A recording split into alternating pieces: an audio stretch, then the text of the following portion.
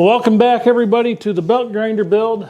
So we're making some good progress. We opened up the video with a recap of the last one, pretty much just a speeded up clip of what we did the last time. We've been doing that throughout this process. I've been kind of liking to do the videos that way. I think it kind of nice to keep everybody up to speed what happened before, because a lot of times these videos will end up in somebody's suggested videos and they've never seen part one or part two or what have you. So sometimes it's good to give a taste of what went on before. But enough of that. So let's get into the meat and potatoes of what we are doing. Our wheel kits came in, and I tell you what, I'm very, very pleased with it. So this is the drive wheel right here. That's going to go on the motor. So it's crowned. It's crowned nicely, so the belt, that'll help with tracking. We have a set screw right in the center. It's going to go on a 5/8 shaft. So it has a 3/16 key weight, if that. And the nice thing about it, you notice how it's a solid piece of aluminum all the way through. It's not ground into one side or not. What that means is we can take this off as it wears, spin it around, run it the other way, just to keep that wear even on these things, because it is aluminum, and with the belt, sooner or later these will start to wear down. This set, I think, was around 112 delivered to my door from Oregon. I think, let's see, this is from Origin Blade Maker, so www.originblademaker.com, all capital letters, all one word. And this was the site actually recommended by the DC Knives blog site that, help me out here, that I'm following these plans on. Now we have deviated a little bit. So this platen plate, or the platen assembly, this guy right here, his plans were a little bit different on this.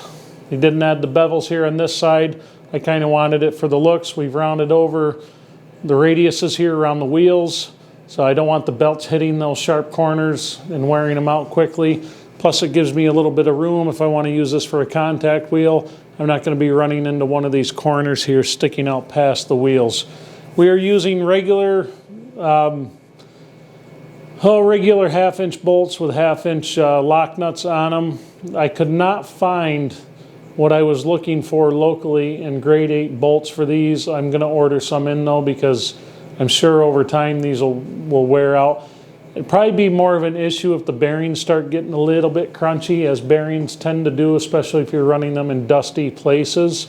So that's what's kind of neat about these too. These are actually have pressed in bearings on both sides. Same thing on this tracking wheel here. Also, I totally redid this pillar on this. We did it much better. I got my drill press squared away. Now I had a little bit of a gap in there because the tube sizes aren't exactly right for what we need. So with our 1/8-inch shim stock, I put a shim over on this side to make this nice and tight. So that's in a pretty good spot now, and I can live with that. This tracks in and out just fine. It goes all the way in. That's another 1/2-inch hex bolt. I got as much smooth bolt as I could without threads in the bearing races themselves. And also, when you go to put these wheels on, if you tighten them too much, this thing's not going to spin. You want to just snug it up so you don't have slop back and forth, but that has to be able to spin easily. To combat that, hold on a second.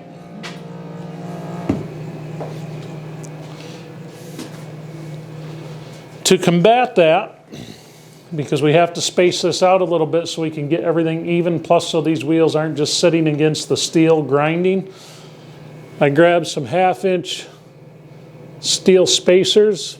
I cut them with the portaband. We need to cut 2 1/4-inch ones for these, and that way this will all line up. I'll show you guys how we arrived at that, and we should be good. So what I'm hoping to get done tonight, kind of get these wheels set, start working on the platen plate itself. What I'm hoping to do, I've got some 3x3 angle iron. We're going to cut it down to 2x2, and I'm using the angle iron. It's 1/4-inch angle iron. I'm using that so we have a nice square. It's got to be really nice and square to the wheels here, because if it's not, it's going to throw things off and we'll wear things out quicker than we should. Now, I'm not sure if I'm going to have enough room looking at this.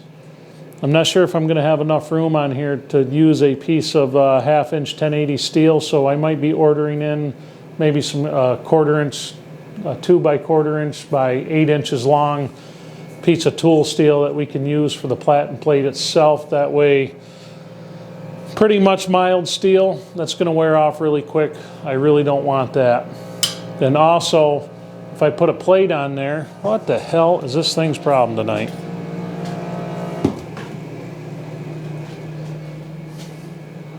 I think I'd build stuff to quality around here.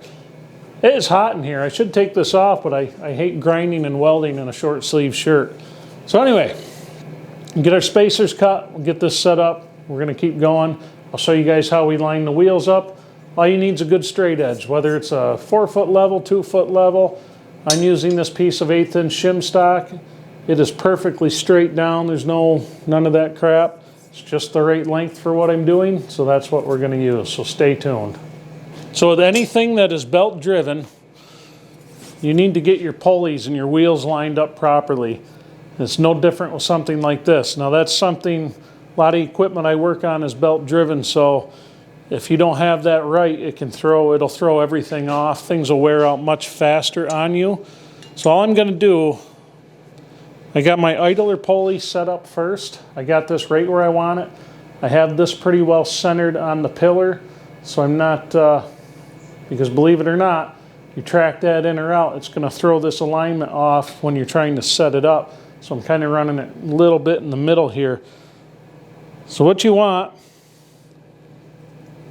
you take your straight edge and get it perfectly on. You get it perfectly where you want it right there. Double check everything, make sure that you are indeed, and I am not, a little too far there. Let's try that. Believe it or not, that does throw it off just a little bit.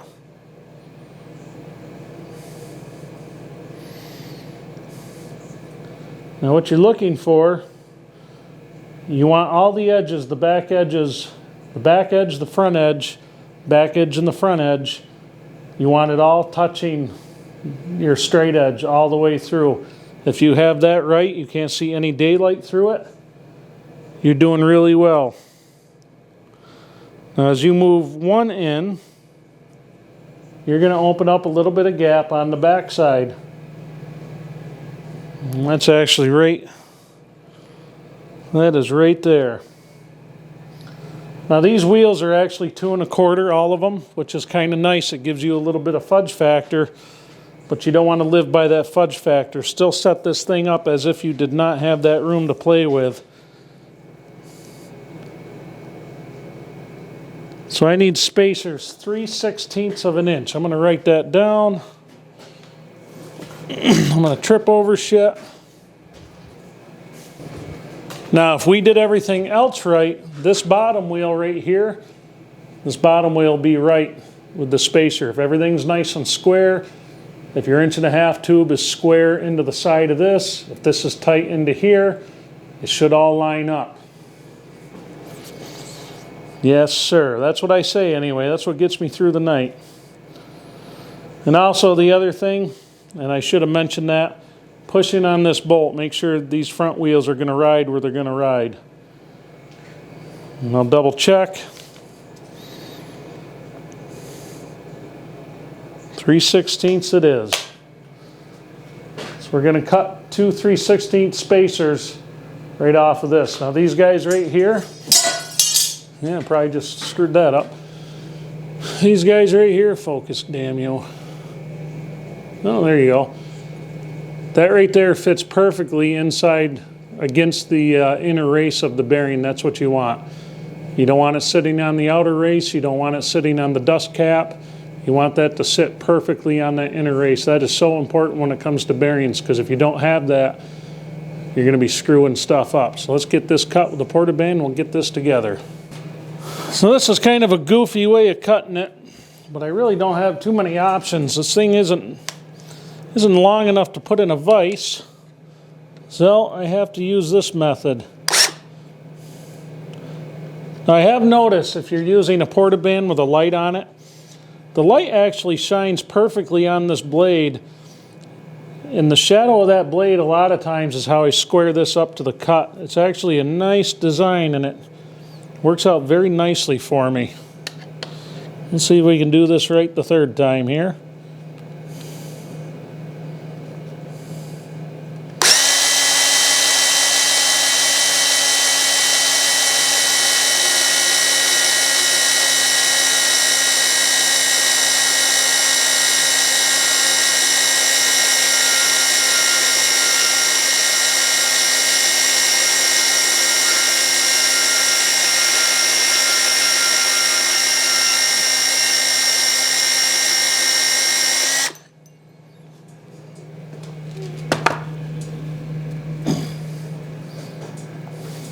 Whoo! Hot potato.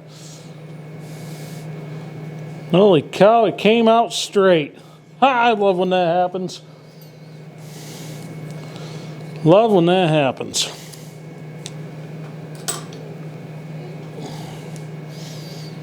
I know you guys probably drive you guys nuts. Some of you professionals who do this kind of thing for a living, you must turn this channel on and think to yourself, my God, how is this guy still alive?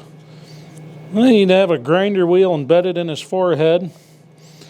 Who knows? I don't know, guys. I'm just kind of here. Alright, let's get these spacers on.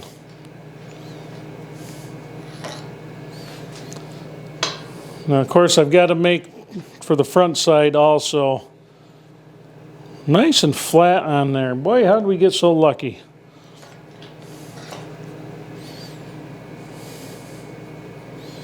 Right where I want her.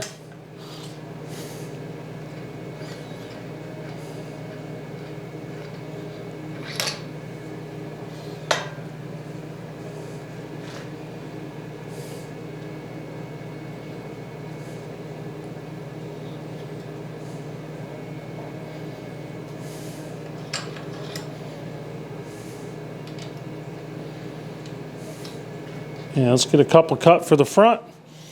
These I'm not too concerned on length of them. Just want something for the nut to rest against.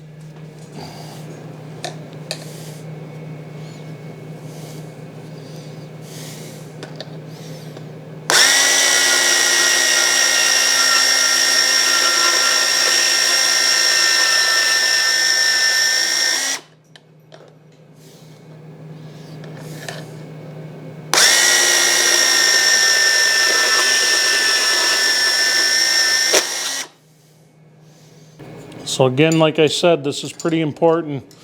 Do not over tighten these.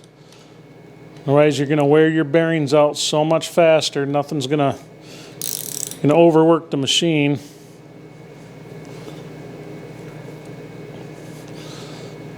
Now this will all come apart when I paint it. And yes, I'm actually going to paint it, folks. So we don't want that slop. But as you keep going, just make sure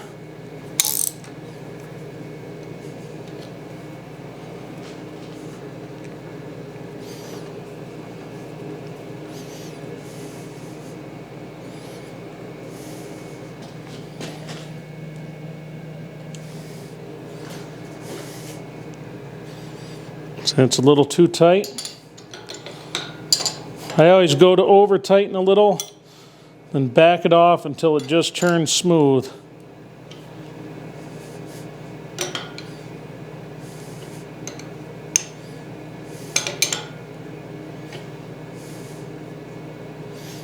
It's a very fine line.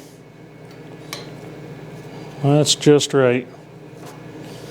Now we can go a little bit more. Yeah, maybe not.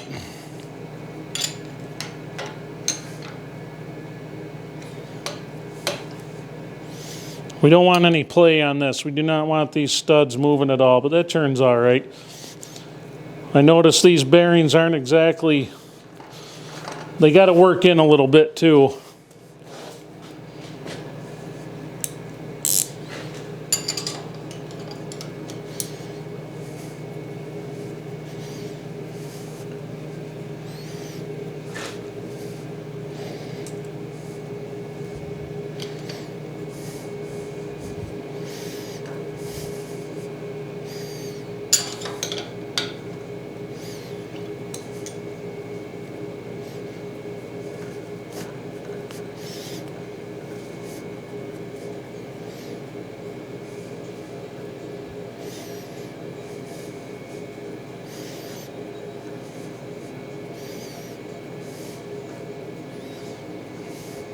It's not bad there. Let's see how we did. I better check this since I dropped it. Still nice and straight.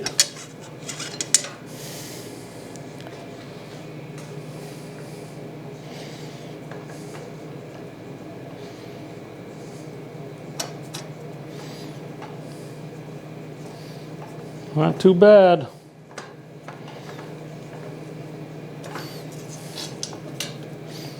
A little harder to tell on this guy here. That's pretty good. Well, that's pretty good. I think we can live with that, folks. Well, I never get as far as I want to get in an evening. Just always seems to work out that way. So next time out, we're going to work on the platen plate assembly. We have most of the platen assembly done. We've got to notch that out. So it's got to fit over the 3/8 bolt here, and then it also has to fit over 2 1/4-inch bolts here. I didn't like just the rectangular shape of this, so that's why we shaped this out. Plus, like I said, I didn't want to have sharp corners to work around when I'm grinding stuff. So we'll see how that goes. Now, his DC Knives original plans called for a 3x12 piece, but when he put it together, the arm here got in the way. Oh, the insert got in the way of grinding if you're trying to do a bevel or anything like that, so he redesigned it for a 4x12, and that's what we went with right out of the gate. He's already figured out the problems on this and the do's and the don'ts, so it would behoove us to go that way. But anyway, so we have the wheels aligned. They're all set to go. We're going to be taking all this apart to paint it and everything anyway. The tracking pillar, the platen assembly. We have a tool rest left to make. There really isn't, there's not a ton. It seems like a lot, but there's not a ton of work left on this to do. I'm waiting on the frequency drive, motor, and I need a couple belts to start, and that's really it. Worst case scenario, I won't be ordering the motor until towards the end of the month. Wait for the lube tube. Check to get deposited. That's how I fund all my projects, is through my YouTube revenue, and that's what we do there. But anyway, it's getting late and I got interrupted. It's after midnight, and my daughter, the master of disaster, Emma, calls me and says, were you going to work on my hoverboard tonight? It's like, oh. So why can't you remind me of this stuff, you know, at like noon or something like that? Why you got to wait till... Kids, I tell you, she come home with a snake. She come home with a snake for a pet, a little corn snake. So they don't get terribly big, and they're not like their constrictors, but her bedroom's starting to look like a petting zoo, you know what I mean, of reptiles and fish and all kinds of fun stuff. She has a rabbit in another building here. It's just unreal. I think I'm going to have to build her own little zoo building just to get all these stuff out of the house. It could be pandemonium if she ever had a mass escape in there. It would be like a prison riot. So anyway, hope you guys enjoyed this one. Not a ton of progress, but something is better than nothing. And I'll catch you on the next one.